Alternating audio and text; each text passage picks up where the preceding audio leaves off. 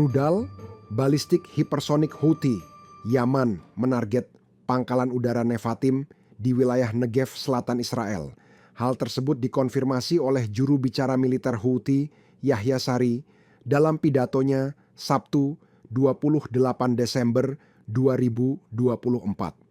Dikutip dari Middle East Monitor, Yahya Sari mengatakan bahwa operasi itu melibatkan rudal hipersonik Palestina II. Ia pun mengklaim bahwa rudal tersebut melesat tepat ke sasaran. Lebih lanjut, Sari pun memperingatkan Tel Aviv bahwa pasukannya berkomitmen untuk melanjutkan tugas keagamaan, moral, dan kemanusiaan dengan melaksanakan lebih banyak operasi militer. Meski begitu, pihak Israel mengumumkan bahwa mereka telah mencegat rudal yang diluncurkan dari Yaman pada Sabtu dini hari. IDF mengklaim bahwa rudal itu berhasil dicegat sebelum memasuki wilayah udara Israel.